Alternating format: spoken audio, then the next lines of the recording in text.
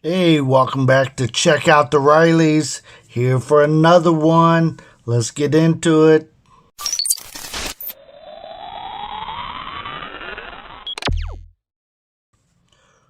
So, again, another session of my talking head videos where it's just me and I'm talking about different things. Today, I'm talking about be the friend that you want, right? So, today, I'm talking about this because I like to reflect myself, right? I like to look at it to see if I'm doing it as well. And I'm not a perfect person. I don't claim to be. I don't claim to do it all right, but it is something that I try for. So I want to be the friend to you that you are, that I want as a friend, right? So what does that look like to me, right? So to me, I want a friend that is there for me when I need them. It can't be a one-sided relationship. Everybody has those relationships that are one-sided. The person always wants from you and wants to take from you and wants, but they never want to give you anything. And it could be your time, it could be your stuff, it could be money, it could be whatever it could be, right? They want your knowledge, but they're not willing to teach you anything. You know, what I want to do is I want to be that guy to you, right? To you as my friend, right? So, and that's not everybody we meet on YouTube and wherever it might be, but that is some of the select people who I call my actual friends, right? So, what do you do to your friends, right? Well, get into the source a little bit. Iron sharpens iron, right? So, what do I want my friends to do? I want them to sharpen me, just like I hope to sharpen them as well. Maybe they can feel something coming from me that helps them in their day to day life and their whatever they may be struggling from, or whatever it might be. Maybe I have a little bit of knowledge that they don't have, and maybe it'll help them out a little bit. So you'll see me gravitating toward people that fulfill that contract, that friend contract with me, right? So it's really easy to be a friend of somebody. Number one, you know if if you're you can find those people that want friends so bad that they just give. They never receive. They just give. And I've seen that in people before. They're just they just give just so they can get, say they have a friend, or a little bit of attention or whatever. But a true friend, they can't just take from you. They can't just keep taking. So I gravitate toward those people that fulfill my contract. Not only are they going to give me, again, I talked about what they give, but I give them as well, right? So it's got to be a 50-50, iron sharpening iron, right? So I want to learn something from them, and hopefully I also teach them something. And that's where a close friendship can really be built, right? So if you have somebody that you're really close with, that kind of relationship will happen. Um, we have our surface level friends, right? The ones that we call friend. Hi, friend. How are you doing? I'm notorious for calling everybody my friend because, you know, I'm a hopeful person. I hope everybody is my friend, right? I just hope, you know. Um, in life, I believe, you know, I'm meant to be with one person, and I believe it is my wife, of course. She is the best friend that I could ever want. She gives me things that helps me in my life. I believe I do the same for her, or again, this contract wouldn't be fulfilled, right? But outside of that relationship, there's people that I've had friendships with for many, many years.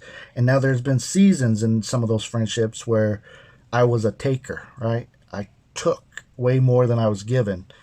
Um, but if that's the only season we ever go in, how is that friendship gonna grow, gonna build? So if I'm just taken from that friend, or if I'm just given, typically if I feel like I'm always given, and I've had some friends like that they just wanted, whether it was my time, whether it's stuff, whatever it is, but I would ask them to do simple stuff and they wouldn't do it. They wouldn't fulfill a contract with me. They wouldn't give back to me what I was putting into them, right? So I've mentored many people in the past, 99% is guys. I try not to have that close of a friendship with someone of the opposite sex. Um, that's a whole different topic. I'll talk about that one of these days. Um, but I believe, as far as friendship, me giving out my friendship, me giving out the time, me giving out that everything, I try to be that person that I want in my life, right? That I want in my friendship. Now, I've had some people who I thought was my thick and thin friends back in the day. Sometimes the wolf is in the sheep's clothing, right? So I had friends, and that friend betrayed my trust, betrayed my family, etc. Um, no longer friends with that person. Of course, you know what? How can I be a friend of a person that just straight out betrays you, right? But that was on a whole different level. But I look for that kind of stuff in my friendships. Sometimes, again, seasons come with friendships. So there's a season, there's a time for everything. Sometimes maybe it's the season where that person is calling me out on some of my BS that I do, right? Some of the stuff that I say, and but it's obvious that I don't mean it. It's not true words, right? Easy talk. It's easy to say the stuff, but doing is a whole different level.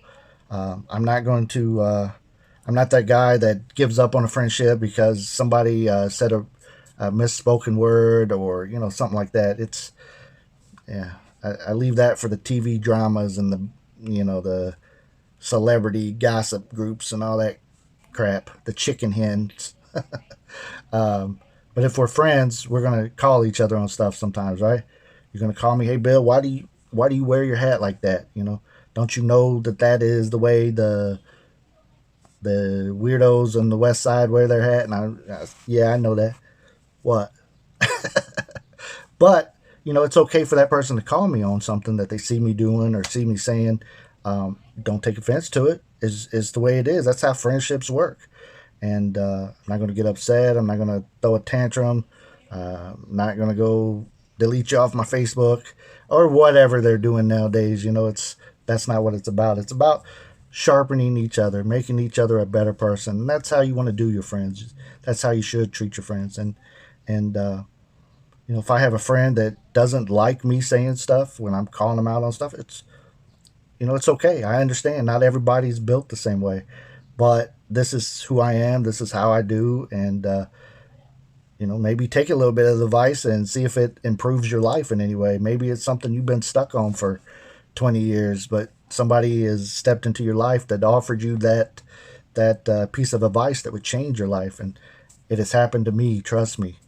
One of my dear friends, somebody that discipled me, he told me it's very hard for you to feel sorry for yourself.